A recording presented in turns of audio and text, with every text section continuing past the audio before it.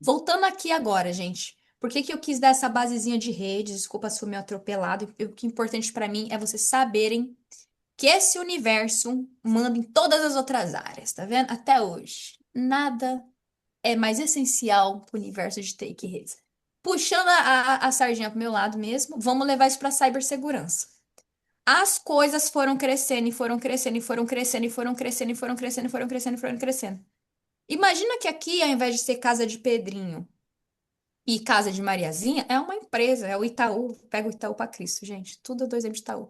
Minha cabeça ficou condicionada a falar de Itaú. Falei uma vez e nunca mais parei. Finge que aqui é o Itaú e aqui é, sei lá, aqui é a internet e aqui é uma pessoa mal intencionada. A casa da Maria, na verdade, é a casa de um hacker. Do jeito que tá aqui, gente, tá tranquilo, tá protegido, tem algo que eu poderia fazer melhorar? Vocês, assim, acham que existem outras coisas na área de redes que eu posso fazer? Que eu posso, além de prover redundância, né? Se cair um, tem o outro, que eu possa garantir que esse serviço fique estável no meu cliente? Existe alguma coisa que vocês acham que poderiam colocar aqui nesse meio para proteger? Firewall para Hum. ataque. Maravilha, firewall, muito bom. Os firewalls, gente, eles são um de vários dispositivos. Ele é o mais famosinho, mas existem várias ferramentas de segurança que você vai agregando. Então, quando você está numa empresa, você não põe só um firewallzinho. É um em cima do outro. A gente fala segurança em camadas, em layers. Põe um firewall, e Uhum. põe um outro tal de outro firewall que chama Web Application Firewall, que é na nível de DNS. Não se preocupem muito com os detalhes disso. E aí você põe monitoramento de vulnerabilidade, aí você coloca treinamento de segurança. São vários componentes que juntos fazem o improvement, melhoram a segurança da rede daquela empresa. Agora, gente. Pergunta que vale aqui, ó, 300 estalecas, tá? O que que vocês acham de uma... Essa é capciosa. Eu tenho lá Faro, investi bilhões lá, tudo que é melhor de equipamento de segurança, tudo, assim, de melhor protegendo a minha rede da minha empresa. Não, não vou responder, tá? Não, você já sabe a resposta, né? Agora, de tudo isso, qual é o ativo de uma empresa que causa mais vulnerabilidade para ela? Os Que se eu... dados. É o quê? Dados, dados. Dados. É, Não, não, que causa matriz. Sim, vulnerabilidade. dados dos Conhece. clientes. Fator humano. Fator humano. Quem ganhou 300 Alguém estalecas? respondeu ali no chat primeiro. Não, tá Então aqui, sim, tá. falei antes do Jean. Então, as duas pessoas aí que responderam no chat, o Eu, Jean tá em eu não respondi suspensão. nada, não Sim. falei nada. Não, Ok. não Pois te é, Jean, respondeu Quem, eu tô, assim. tô quem aqui respondeu? Quem tentando. respondeu Fala, aqui? fala. Então, gente, hoje a maior ameaça para uma empresa é o próprio funcionário. E não é de maldade, nem sempre é. Existem, né? O tal do funcionário triste, chateado, foi mandado embora, tentar fazer algo, mas às vezes é falta de educação no sentido Tem os cibernético. phishing e-mail? Com Clique phishing, em você põe phishing lá e-mail. o Fire mais caro do Posso, mercado, você posso coloca. falar um pouco? Pode. Se fazer só completar uma coisa. Você coloca o Fire mais caro do mercado, gasta milhões com melhor política de segurança, traz consultor e o cara clica no primeiro e-mail que ele vê lá. Não adianta. Pode falar. Tem uma história aqui nos Estados Unidos que é um hacker chamado Kevin Mitnick. Ele foi preso, condenado, e ele passou acho que 11 ou 15 anos sem pôr a mão em computadores. Ele não pode, acho que alguém deve conhecer essa história. Então, ele começou a hackear é a gente invadir a tecnologia, as informações de uma empresa. Isso é hacker. Hackear é a gente roubar os dados de uma empresa. Ele hackeou a AT&T buscando os lixos que as pessoas deixavam do lado de fora das caçambas, ele fuçava os lixos. Então, o maior risco da segurança de uma empresa são as próprias pessoas. Ela escreve a senha no papel, ela deixa uma coisa na impressora, aí vem a menina da faxineira, vai a minha empresa lá limpar, pega todos esses dados e joga numa caçamba. Então ele pegou, ele leu tudo, ele conseguiu hackear a AT&T. Na época a gente usava aquela internet de escada, meia-noite até 1 hora da manhã, pagava metade do pulso. Quem lembra disso? Lembro, O opa. mundo é analógico, tal, a gente ficava conectado. Ele conseguiu reverter o relógio, o clock da AT&T. Durante o dia pagava um pulso, durante a noite era pulso normal, mas eles ficaram 6 meses para descobrir que aconteceu isso do hacker. Imagina o prejuízo. Então, É por isso que hoje eles esfolam a gente, né, no tudo valor. por erro humano, tudo por erro humano. E assim, gente, às vezes é Eu queria descaso, às pagar vezes a mais pessoa barato. Às vezes a pessoa até sabe o que é o certo, mas ela é preguiça. Ah, ninguém vai pegar. A gente pega. Quando a gente tem. Existe auditoria na empresa, né, para ver a parte de segurança. Então, vem empresas como Ernst Young, empresas que são voltadas para fazer auditoria, para falar se você está em compliance, condizente com as boas práticas de segurança ou não. Eles são danados, eles vão te chavecando, o auditor está achando que ele é seu best friend. Daqui a pouco ele olha na impressora, pega uma folha. Ah, você tem uma folha na impressora que ninguém pegou. Ah, poxa vida. Ah, você tem Wi-Fi, ele olha. Ah, tá aberto, qualquer um pode encostar o carro na frente da sua empresa e consegue ver o sinal do seu Wi-Fi. Então, gente, o ser humano, ele é a bênção, mas também é o pesar da situação. Aí, gente, por que que eu tô fazendo questão de bater nessa tecla? Porque lembra, nem todo mundo gosta da parte hands-on, tecnês, nerdão, né? Tem gente que gosta de outras áreas. E dentro da segurança, gente, eu fico pegando no pé, achando saco, eles são chato pra caramba. Tem a galera do compliance, tem a galera de treinamento, que vai trabalhar com os treinamentos de cibersegurança. O pessoal de vulnerabilidade que vai ficar batendo no ombro do povo de redes, do povo de segurança, do povo que mexe fire, o povo que é desenvolvedor, para arrumar brechas de segurança nesses equipamentos. Então, gente, não se limitem a falar cibersegurança como uma área só, ela é gigante, tem para todo gosto mesmo, tá? E aí, o que que acontece? A gente, quando pensar em cibersegurança, pensa que é uma área que ela é a área da empresa que, na minha opinião, mais precisa como que eu posso dizer? De trabalho em equipe com todas as áreas da empresa. Porque não adianta o pessoal varar à noite implantando coisa top para defender os seus dados, se o camaradinha lá da recepção vai clicar no primeiro e-mail de phishing. Então, a gente usa muito a palavra de conscientização nessa área. Por isso, eu vou fazer uma analogia aqui só para gravar bem esse universo, que lá na época do Jean dos Homens, que inventou os negócios lá, eles criaram, que eu tenho certeza que eles copiaram disso, tá? Isso aqui é como eu gravei na minha cabeça, mas eu tenho certeza que veio disso. Falando que dá para pôr um FAR, equipamento de segurança, que ele bloqueia, ele pode bloquear hacker, controlar acesso e tudo mais, né? Mas primeira coisa, o Jean falou uma coisa que é excepcional, que é o que eu ia dar de exemplo aqui. Você acha assim, né? O hacker, ele acorda um dia, ele deixa eu descobrir qual que é o jeito mais difícil que eu vou ter para invadir essa empresa. É assim que ele faz. O ser humano quer ir logo no mais difícil, né? É assim?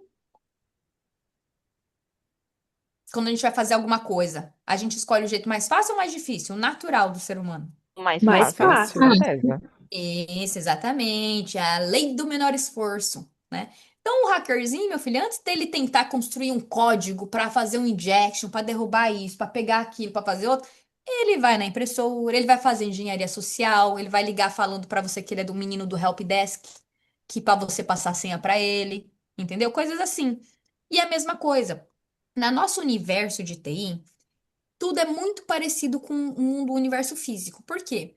Quando a gente constrói uma aplicação, e esse é o gancho que eu vou fazer para você, Marcelo, da sua aula, seu aulão, é o seguinte: para você conseguir receber pacotinhos, imagina que você tem um servidor, um computador, ou que seja virtual, que seja na cloud, com uma aplicação lá, vai, o site do banco que você acessa.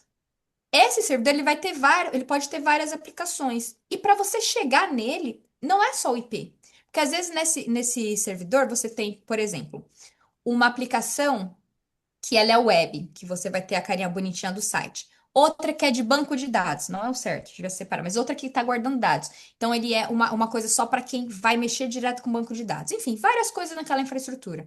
E quando você está desenvolvendo uma aplicação, você precisa fazer essa aplicação respondendo o que a gente chama porta de dados ou porta de comunicação.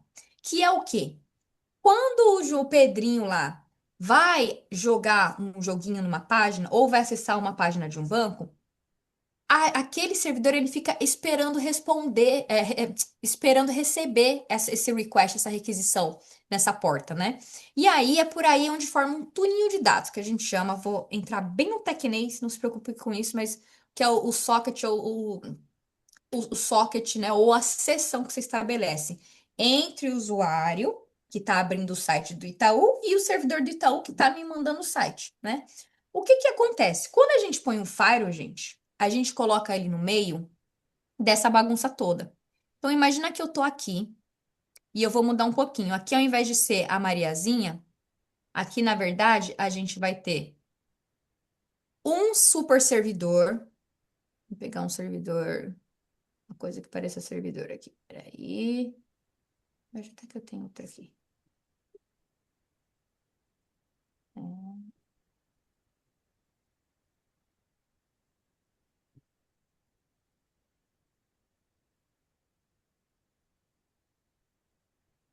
É, deixa eu ver aqui tá o meu. Ah, não tem problema, desenho mesmo. Vamos desenhar um servidorzinho aqui. Diz que é um servidor, gente. Servidor, imagina que é um computador muito grande. Isso aqui é só para representar que o Itaú tá aqui dentro dele, o site dele. Mas aqui dentro também tem um site dele, do itaú.com. É um exemplo, hein, gente? Estou fazendo nada de errado aqui. A Aí gente tá aqui vendo tem. os slides. Não Ah, tá, consigo não. ver. Peraí. Ainda bem que vocês me avisaram. Share. Estão vendo? Agora? Agora sim. Tá, voltando para essa tela, como que funciona? Qual que foi a outra coisa que os homens copiaram? Temos a rede e tal, fizemos tudo bonito, tá tudo pronto para a Marcela desenvolver o software dela. E ela do Itaú desenvolveu o aplicativo do Itaú lá do banco, então o site do Itaú. Aí Pedrinho precisa acessar esse site dentro desse servidor. Mas dentro do servidor também, o Itaú vai ter. Deixa eu pensar numa coisa que seja mais fácil. Ah, já sei. Espaço. Espaço. Ah, gente, tem algum serviço que o banco tem além do site? Vamos falar assim, ó. Já sei, já sei. Não é o recomendado, tá? Tem o banco de dados. Vamos pôr o banco de dados. Vou inventar uma porta aqui qualquer. Na mesma infraestrutura física, que é o servidor, você pode ter várias aplicações, gente. Várias. Por quê? Não faz sentido você ter 1 milhão de maquinazinhas. Hoje, com a cloud, quando você cria um servidor virtual na cloud para o desenvolvedor ir lá e colocar a aplicação dele, ele está compartilhando máquinas gigantes, né? Por quê? Isso salva espaço, você não precisa ter 1 milhão de servidorzinhos físicos, computadorzinho igual na sua casa. Isso salva energia elétrica, tudo isso. Então, hoje, tudo que você imaginar que é físico, ele é compartilhado entre várias aplicações, né? E aí, quando o Pedrinho ele tá chamando esse site aqui, todo o dispositivo de rede, inclusive o servidor, inclusive o site de Itaú, eles têm um endereço IP. Porque se ele é um dispositivo que fala na rede, se ele é um dispositivo que ele vai receber request, né, de um cliente, ele precisa ter um endereço IP. Eu vou inventar um qualquer aqui, tá? E aí, o que que acontece? Quando o Pedrinho vai abrir esse site, que ele vai pro roteador, roteador vai indo de roteador em roteador até chegar aqui no Itaú, ele chega, o servidor vai falar assim, amigo, você quer que eu tenho duas aplicações, você só me pediu o endereço IP. Você quer acessar o Itaú ou você quer acessar o meu banco de dados? Aí ele não sei. Mentira, sabe? Como que ele sabe, gente? Quando ele pediu essa requisição, na verdade, ele pediu assim, ó. Ele colocou no browser dele HTTPS, dois pontos, barra, barra. Esse HTTPS ele significa uma porta, gente, uma porta lógica, uma porta imaginária, que quando a pessoa está desenvolvendo aquela aplicação, ele vincula esse número mágico. Esse número mágico, eles são padrões, a maioria são padrões, existe uma lista de números que você decora durante o seu estudo de TI, mas é com base neles que você abre brechas para ataque, para vulnerabilidade. Então, como que isso se compara? Isso se compara muito com a nossa casa. Imagina que na nossa casa a gente tenha, deixa eu voltar para essa daqui. A gente tem janela, a gente tem porta, a gente tem, sei lá, mas sei lá, qualquer, tem chaminé, né? Deixa eu, vocês não estão vendo essa tela aqui, só. Estão vendo essa tela aqui dos bandidos? Sim. Tem. Então, esse conceito de porta, gente, veio disso. Veio do conceito da casinha sendo roubada. Quando a gente precisa chamar um site, não tem para onde fugir. A aplicação precisa deixar aquela portinha aberta para quem é o usuário real entrar, para você conseguir acessar o site do Itaú. Você precisa daquela portinha, né? Só que às vezes a gente deixa a brecha desnecessária. Se você precisa deixar a porta porque o seu cliente precisa chegar no site, tudo bem, ótimo, deixe. Porém, põe a segurança. Mas será que tem coisa que não fica aberta, porta que não fica aberta de forma desnecessária? Você acha que os engenheiros de segurança estão lá no Faro, que controla acesso à porta, que bloqueia a aplicação, que permite ou não acesso a uma aplicação? Você acha que existe o risco deles deixarem mais coisa aberta do que necessário? O que vocês acham? Existe? Existe, gente. Falha humana, desleixo, tem um milhão de jeitos. Então, o que que acontece, gente? O Faro, ele trabalha com essas portinhas. O equipamento do Faro, quando você coloca ele como uma barreira de proteção, ele, vamos imaginar na sua casa. Ele pode ser ele faria o papel, por exemplo, de um porteiro ou de um controle de acesso, de digital, coisas assim, né? Só que a obrigação da gente, quando a gente fala em segurança, é a gente pensar que é um negócio chamado não por default. Você nega por padrão e você vai permitir somente o que você precisa. Então, quando você configura lá o que a gente chama de regrinhas de Faro, né? Que no Faro ele tem literalmente como se fosse uma tabelinha que você vai falando: olha, João pode sim acessar o site do Itaú, Maria não pode. Olha, o José é permitido acessar Netflix, isso e isso, né? Tudo isso, né? A nossa mentalidade em segurança, ele não é permita tudo e se precisar restringe. Ao contrário, na segurança você tem que ser o mais, como pode dizer? Você tem que dizer não para tudo, desde que você não faça o efeito rebote, que é que você protegeu tanto que nem quem precisa acessar acesse. Imagina que o Itaú fechou a porta do HTTPS, que é a porta onde fica o site dele rodando, de um ponto que nem vocês que são clientes às vezes vão acessar. Então não adianta. Hacker ou erro humano separou o serviço e perdeu o dinheiro de qualquer forma. Então, gente, a questão na área de segurança é a gente ter uma visão de somente libere o necessário. Se somente libere os serviços, os acessos, só dê as permissões para quem realmente precisa acessar. Porque caso contrário, você vai abrir janelas, chaminés, vai abrir brechas para o hacker ir no que é mais fácil, gente. Antes dele tentar inventar uma coisa absurda de difícil para tentar roubar seus dados, ele vai ver se a fechadura, você não esqueceu aberta a fechadura, se a chaminé não tá fácil de entrar, se você não tem uma janela baixa que ficou aberta, né? Então, quando a gente fala de cibersegurança, a gente está falando de oportunidades, né? Gera o oportunismo. Às vezes a falta de atenção de alguém, né? Deixei a janela do quarto aberta, o cara entrou e roubou minha casa, não precisou nem quebrar o vidro, né? Versus o oportunista, né? Que pode ser o hacker, pode ser um funcionário mal intencionado, pode ser simplesmente alguém querendo se aproveitar de uma situação para dar um golpe. Tá claro, gente? Eu sei que é muita informação, mas deu para entender esse conceito de relação entre portas de entrada e barreiras de segurança e conscientização de segurança? Faz sentido isso? Sim. Vocês têm, na casa de vocês vão fechar janelas hoje? Brincadeira. Quando vocês forem para o mercado, gente, independente se você está indo para cibersegurança ou não, lembre que a segurança de uma empresa depende de vocês, ponto. Não importa se você trabalha com segurança ou não, tá bom? Agora, tendo dito isso, que a gente construiu a rede, deu segurança, colocou Fire, fez tudo, agora que vem o trabalho fácil, né? Porque faz tudo isso para chegar o desenvolvedor, fazer um programinha, jogar na internet e levar todo o mérito. Eu acho que é assim que funciona, né, Marcela? Eu não sei por quê, mas eu senti que foi uma coisa meio pessoal aí. Bom, gente, como vocês, até aqui, alguém se identificou com a área de segurança? Esse negócio de proteção, defesa, educação de segurança, interessa a vocês? Aí, teria alguma linguagem que você tem que estudar para isso? Só se você quiser. Você pode ser um desenvolvedor na área de segurança. Você pode usar desenvolvimento para fazer pen testing, que você faz script para você escanear essas portinhas das aplicações para ver se você está vulnerável. Você pode desenvolver para fazer automações para tirar tudo que é tarefa de cibersegurança repetitivo. Você faz assim com programação e deixa a parte de pensar para os engenheiros.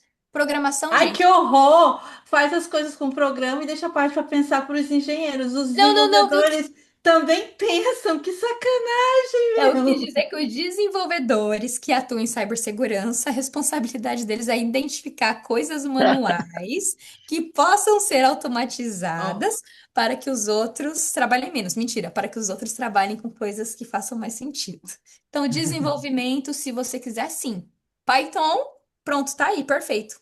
Um Python, gancho. né? Eu Python tinha é muito bem começado visto em a... cyber. Então, A gente tinha combinado essa pergunta para eu começar. viu? Foi tudo certinho. Passando aí o bastão para dona Marcela. Eli, você não vai embora, que a gente quer ouvir sua palestra. Você não saia daqui. Deixa eu só Saiu. compartilhar. Vai lá, Ah, deixa eu parar de compartilhar.